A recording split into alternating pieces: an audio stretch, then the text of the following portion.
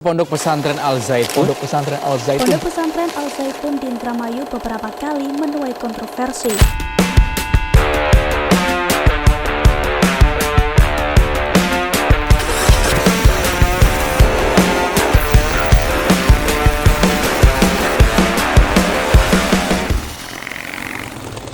Oke, orang-orang penting, kembali lagi di Ngobrol Penting, dan kali ini kita mau menyoroti soal Pondok Pesantren Al Zaitun. Al Zaitun. Yang menghebohkan dengan ajaran sesatnya. Gua aja sendiri sebenarnya nggak heboh-heboh banget loh. Gua nggak baca, gua nggak nonton. Bener, gua masalah Al Zaitun itu tadi nih barusan gua nggak ada. Jadi ini lagi heboh, pondok pesantrennya dikatakan mengajarkan ajaran sesat, mulai dari menyanyikan lagu-lagu Yahudi, Ya. terus di situ katanya ada kesaksian dari salah satu mungkin mantannya gitu kali ya, yang mengatakan kalau misalnya kamu berzina, kalau punya duit nggak masalah, karena kalau udah berzina cukup bayar 2 juta, selesai urusan. Ya. Terus, tapi MUI sendiri pun sudah melarang nih bagi masyarakat Indramayu untuk mondok di pesantrennya Al Zaitun sendiri. Gimana tuh, Bang?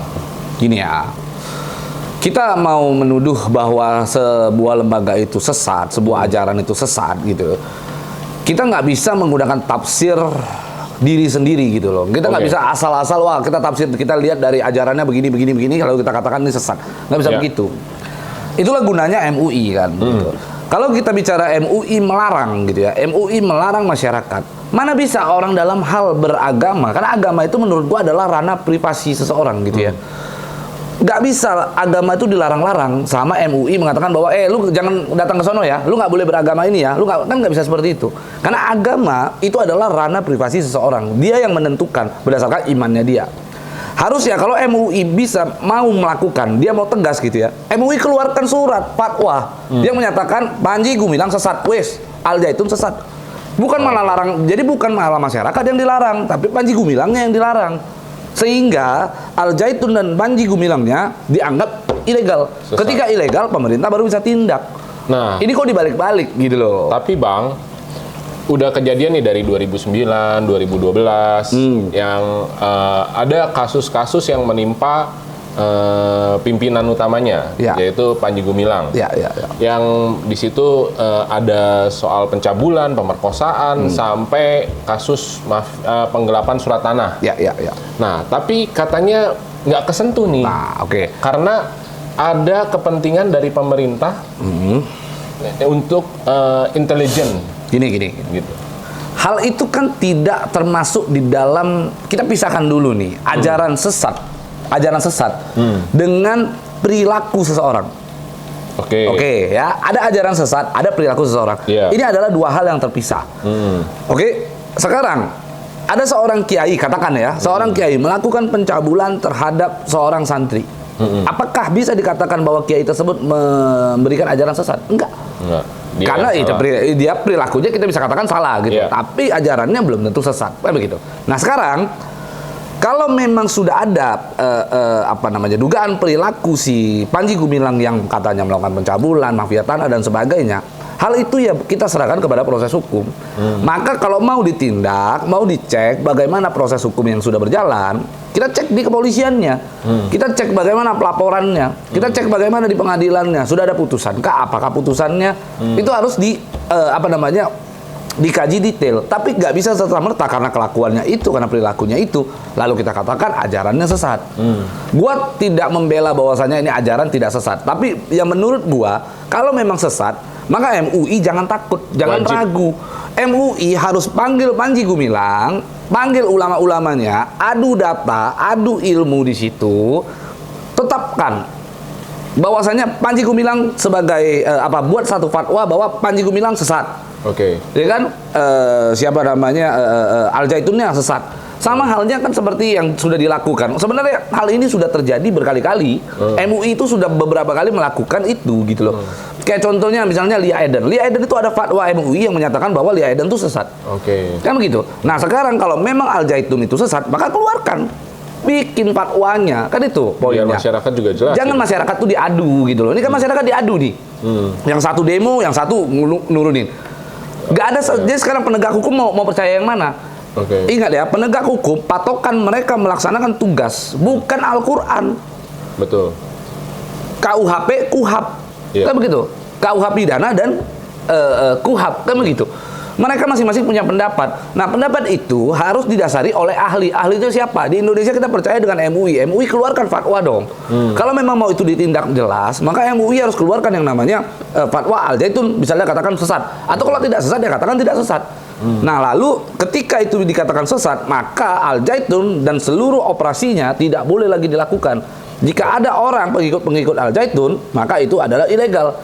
Ketika itu sudah dianggap ilegal, maka penegak hukum bisa ambil tindakan. Itu poinnya gitu loh. Tapi kenapa yang terjadi MUI meminta pemerintah untuk yang menangani Panji Gumilang ya gitu, bukan mengeluarkan fatwa sesat itu? Nah, itu kan berarti kan ada gagal berpikirnya orang-orang MUI. Gitu ya. Ada gagal berpikir dari MUI itu sendiri gitu. Kenapa MUI tidak mau ambil tindakan itu gitu loh. Itu yang justru pertanyaannya adalah kita kepada MUI, bukan MUI menanyakan kepada pemerintah. Bukan itu ditanyakan ke gua, tapi bagaimana kita tanyakan kepada MUI. Kenapa itu nggak lu lakuin? Sekarang MUI katakan itu sesat. Ya udah keluarkan fatwanya, apa lagi susah? Pemerintah pasti ngikut kok. Jangan gini. Jangan ngasih beban ke pemerintah padahal itu wewenang ada di dia. Gitu ya. Apakah ada ketakutan dari MUI yang karena yang dikatakan pemerintah ada kepentingan untuk masalah intelijen tadi itu, jadi nggak bisa bergerak? MUI itu kan bekerja berdasarkan analisa, mentafsirkan bagaimana apa yang ada di dalam Al-Quran dengan perilaku orang-orang yang terkait, kan begitu. Harusnya MUI itu tanpa ada embel-embel itu dia tetapkan saja dulu. Kenapa dia harus ada ketakutan? Kalau memang ada ketakutan, nggak perlu dia salahkan pemerintah. Pemerintah harus tindak lanjutin, nggak perlu begitu. Justru dia pada saat dia berucap bahwasannya pemerintah harus tindak lanjuti, menurut gua itu sudah hilang beban takut itu. Terhadap pemerintah. Kalau dia takut, benar-benar takut, lebih bagus diam sama sekali. Tidak bersuara, kan begitu. Tapi kalau kita bicara bahwasannya MUI ini tidak takut gitu, ya sudah, keluarkan dengan kapasitas yang dia punya, bikin fatwa lah bahwasannya Al-Zaitun ini sesat begitu. Dan kalau kita bicara sesat, apa sih yang dibikin Al-Zaitun ini sampai dipandang orang sesat? Gue juga masih bingung nih apa. Ya itu tadi yang kesaksian salah satu. Itu bukan sesat, itu perilaku. Ya, apa ajarannya, apa yang menyatakan bahwa yang kalau berzina di situ katanya cukup bayar 2 juta, dosanya hilang gitu. Wah, kalau itu ya sesat. Kalau itu sesat. Nah, sekarang apa hal-hal apa yang maksud gua, apakah itu memang benar-benar diucapkan? Apakah memang ada videonya? Ada videonya yang siapa, pengakuan atau apa si Panji Gumilangnya yang ngomong? Bukan, testimoni. Nah, testimoni kan testimoni ini gini. Kita kalau bicara testimoni ini banyak lah testimoni yang kita nggak bisa pegang 100% kalau menurut gua ya. Harusnya ada hal-hal yang misalnya dia ucapkan bukan cuman testimoni itu bukan muncul dari cuma satu orang gitu. Misalnya dengan bayar sekian lalu dosa hilang apa segala macam. Hal begitu tuh harusnya diucapkan bukan hanya kepada testimoni 1-2 orang. Bisa jadi kan 1-2 orang ini ada kepentingan apa. Kita kan nggak tahu. Bisa jadi juga kita harus tunggu misalnya ada video apa, misalnya ucapan memang Panji Gumilang yang mengatakan, atau dalam bentuk ajaran lalu banyak testimoninya yang mengatakan hal yang serupa. Nah begitu. Kalau cuma 1 orang, menurut gua itu hal itu nggak bisa dijadikan bukti lah. Gitu. Siap. Saksi aja minimal di dalam polisi itu 2 loh minimal. 2 orang. Iyalah, kalau tindakan itu kan 2 begitu kan. Semoga ada kesaksian lebih lanjut dari murid-muridnya yang memang menyatakan kalau yang diajarkan itu adalah sesat gitu ya. Gini, gua nggak mau sembarangan menuduh. Sekali lagi kita bukan membela Panji Gumilang. Iya. Gue tidak membela Panji Gumilang. Gue tidak mau membela hal karena nggak ada kepentingannya gue juga begitu ya. Gue dalam Muslim juga bukan Islam yang benar-benar banget begitu ya. Tapi dalam hal ini gue nggak mau asal kita sebagai manusia telunjuk kita itu sembarang tunjuk, tuduh orang mengatakan saling sesat, saling menggugat ajaran masing-masing begitu. Menurut gue itu adalah hal yang privasi yang menurut gue mengganggu pola pikirnya masyarakat itu sendiri begitu. Karena kita ini manusia ini kan tidak luput dari dosa. Tapi kita bagaimana seorang manusia kapasitasnya telunjuk kita tuh sakti sekali, kita bisa tunjuk, ini lu sesat, lu sesat, lu sesat, lu sesat. Kan ada gagal berpikir. Itu yang sebenarnya yang buat gue tuh kenapa agak terkesan seperti menolak apa yang disampaikan orang-orang begitu. Bukan karena gue bela Panji Gumilang, tapi karena gue nggak mau manusia saling tunjuk untuk mengatakan lu sesat, gue paling benar, lu sesat, gue paling benar. Gue nggak mau itu aja sih sebenarnya poinnya. Ada lembaga yang berhak untuk... Ada lembaga gitu loh. Dan MUI kalau nggak bisa lakukan itu, menurut gue MUI bubarkan aja. Dan itu pun MUI kalau mau menetapkan itu pun ada yang harus dikaji ya? Harus, dia harus undang Panji Gumilang. Dia harus undang. Terus kan gue dengar apa yang katanya Panji Gumilang sebut bahwasanya Al-Quran adalah kalamnya Nabi Muhammad atau perkataan dari Nabi Muhammad. Oke, dan katanya bukan perkataan Tuhan. Kan begitu. Gua hari ini ya, gua nggak tahu, gua pemahaman agama gua disclaimer dulu nih ya. Pemahaman agama gua masih perlu banyak belajar. Gua bukan orang yang apa namanya ahli di bidang agama. Tapi hari ini gua mau tanya, menurut lu, Al-Quran itu perkataan Tuhan atau bukan? Perkataan. Salah. Jadi? Salah. Coba nih netizen nih. Al-Quran itu perkataan Tuhan atau bukan? Bagi gua, Al-Quran bukan perkataan Tuhan. Oke. Dipotong dari situ pasti kalian akan kontroversi. Wah, Pablo ini anjing nih, penistaan agama. Wih, salah. Bagaimana sebuah zat gitu ya, Tuhan yang bukan manusia bisa berkata-kata? Karena perkataan hanya muncul dari seseorang yang memiliki mulut. Ya begitu. Tuhan itu tidak berwujud. Tuhan itu bentuknya adalah zat. Tuhan bisa berfirman tapi dia tidak bisa berkata. Ngerti gak? Jadi Al-Quran itu adalah firmannya Tuhan, bukan perkataannya Tuhan. Disampaikan melalui Nabi Muhammad. Disitulah Nabi Muhammad berkata-kata. Ya gitu. Logiknya kan seperti itu. Ya kan? Lalu kalau kita bilang bahwasanya Tuhan bisa berkata, ya kan? Tuhan berkata, maka kita sama dengan mendegradasi Tuhan gitu. Kita turunkan levelnya Tuhan, itu menyamakan dengan kita manusia. Bahwa Tuhan berkata-kata dengan mulutnya, kan kacau. Sementara Tuhan tidak punya mulut, kan begitu. Tuhan tidak punya mulut. Tuhan itu berfirman begitu. Menyampaikan wahyu-wahyu itu melalui Nabi Muhammad.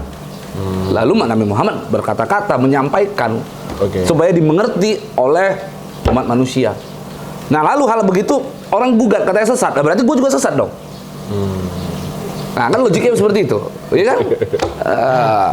Ilmu gue nggak nyampe juga, jadi gue tidak berani menanggapi. Ya, tapi itu cara maksudnya gini ya, cara kita berpikir gitu. Ya. Tapi boleh, gue sekali lagi gue bukan bela Panji Gumilang. Kalau Panji Gumilang bicara bahwasannya seks dosanya bisa dibayar dengan 2 juta apa segala macam, itu salah. Itu jelas sesat. Itu sesat gitu. Tapi kalau hanya kata-kata bahwasannya hanya slip di omongan bahwasanya seolah-olah Tuhan berkata Al-Quran bukanlah perkataan Tuhan, kan begitu ya? Bukanlah perkataan Tuhan, itu adalah perkataan Nabi Muhammad, lalu itu dianggap sesat. Nah, itu menurut gua konyol. Indonesia jangan sensitif sekali lah sama urusan-urusan kayak gitu. Masih banyak hal penting, agenda-agenda penting untuk supaya buat Indonesia itu jauh lebih maju gitu ya. Bagaimana urusan ketuhanan ini menjadi urusan masing-masing privasi di dalam kehidupan kita masing-masing, bukan malah kita saling menggugat, saling ribut, saling tunjuk lu sesat, gua paling benar, kan goblok gitu namanya. Gitu aja. Siap. Tetapi ada yang mengatakan mirisnya gitu ya. Bukan mirisnya sih ya. Apa ya? Pondok-pondok pesantren lebih permisif dengan kasus-kasus ada pencabulan seks, terus sodomi di dalam pondoknya. Yang kayaknya tuh nggak sampai tuh di demo sebegitu besarnya gitu pondok pesantrennya. Itu gimana tuh Bang? Ya memang kan begini, kalau makanya kan kembali lagi gua sampaikan bahwa ya ada benarnya juga, karena itu kan lebih kembali lagi ke perilaku oknum masing-masing begitu. Ini adalah perilaku seseorang. Tapi kalau kita bicara ajarannya, ya ajarannya ya serupa begitu kan. Harus dipisahkan antara ajaran dengan si perilaku. Oknum. Nah, kalau kita bicara ajaran, berarti ini secara menyeluruh gitu. Apa yang dia sampaikan, dia mendoktrin orang, dia memberikan orang ilmu, tapi ilmunya adalah ilmu-ilmu yang sesat, begitu. Sementara kalau perilaku itu adalah hal yang menguntungkan diri dia sendiri dan merugikan orang lain, oknum. One on one kan begitu urusan. Sifatnya individual lah ya. Individual begitu. Sehingga kalau kita bicara apa namanya katanya tadi lebih permisif, iya juga, tapi nggak perlu disampaikan ke publik juga begitu kan. Jangan nanti besok-besok tiba ada orang yang bikin pesantren, kalian di sini yang penting ajaran kita benar, kalian mau ngewek terserah, kan kurang ajar tuh. Nggak boleh juga kalau kayak gitu. Bahaya ya. Ya kan gitu. Itu kayak gitu-gitu yang nggak boleh. Gitu. Oke Bang. Oke, mudah-mudahan untuk kasus Pondok Pesantren Al Zaitun ini segera mendapat titik terang ya. Nah, MUI tegas lah. MUI kalau kira-kira nggak bisa lakukan satu tindakan itu, justru sekarang masyarakat kalau mau dorong MUI, bukan dorong pemerintah. Jadi dorong MUI. MUI kalau nggak bisa ambil tindakan tegas, maka MUI bubarkan saja gitu. Oke, siap. Terima kasih orang-orang penting. Sampai jumpa dan terima kasih Bang Pablo.